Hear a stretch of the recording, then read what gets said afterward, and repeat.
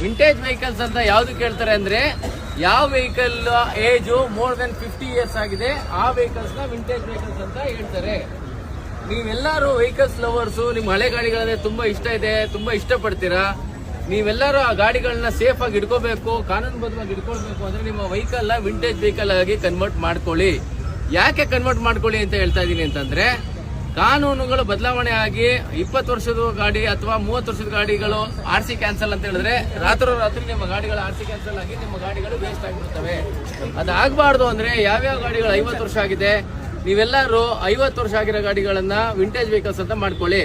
Vintage vehicles ಮಾಡ್ಕೊಂಡ್ರೆ ಇನ್ನೊಂದು advantage ಏನಂದ್ರೆ ಅದು ರಿನ್ಯೂವಲ್ 10 ವರ್ಷಕ್ಕೊಂದ್ಸಲ, ಬೇರೆ ವೆಹಿಕಲ್ 5 ವರ್ಷಕ್ಕೊಂದ್ಸಲ, ವಿಂಟೇಜ್ ವೆಹಿಕಲ್ದು 10 ವರ್ಷಕ್ಕೊಂದ್ಸಲ. ಆದ್ರಿಂದ ನಿಮ್ಗೆ ಒಂದು ಹೊಸ ರಕ್ಷಣೆ ಸಿಗುತ್ತೆ. ನಿಮ್ಮ ಪ್ರೀತಿಯ ಗಾಡಿನ ನೀವು ಕೊನೆವರೆಗೂ ನೀವು ಅದನ್ನ ಕಾಪಾಡ್ಕೋಬಹುದು, ಮತ್ತೆ ಅದರ ಬೆಲೆ ಕೂಡ ಜಾಸ್ತಿ ಆಗ್ತದೆ.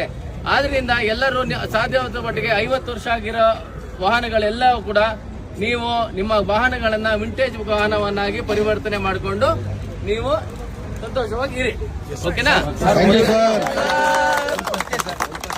ಎಲ್ಲರಿಗೂ ಕ್ಲಾರಿಟಿಗಾಗಿ ಇವಾಗ 50 ವರ್ಷ ಹಳೆ ಗಾಡಿಗೆ 50 ವರ್ಷ ಹಳೆ ಗಾಡಿಗೆ ನೀವು 10 ವರ್ಷ FC ಕೊಡ್ತೀರಾ ಅಂತ ಹೇಳ್ತಿದ್ರ, ಹಳೆ ನಂಬರ್ ನ ರಿಟೈನ್ ಮಾಡ್ಕೊಬೋದಾ ಇಲ್ಲ ಹೊಸ? ಅದು ಸದ್ಯಕ್ಕೆ ಇನ್ನೂ ಚರ್ಚೆಯಲ್ಲಿದೆ. ಅದು ಸದ್ಯಕ್ಕೆ ಇನ್ನೂ ಕಾನೂನಲ್ಲಿ ನಡೀತಾ ಇದೆ. ಮೋಸ್ಟ್ಲಿ ಅದು ಓಲ್ಡ್ ಅದು ಏನಾಗುತ್ತೆ ಅದು ಆದ್ಮೇಲೆ ಅದು ಇಂಪ್ಲಿಮೆಂಟ್ ಮಾಡಿದ್ರೆ ಇವಾಗ ಹೇಳಿಕ್ ಬರಲ್ಲ. ಓಕೆ.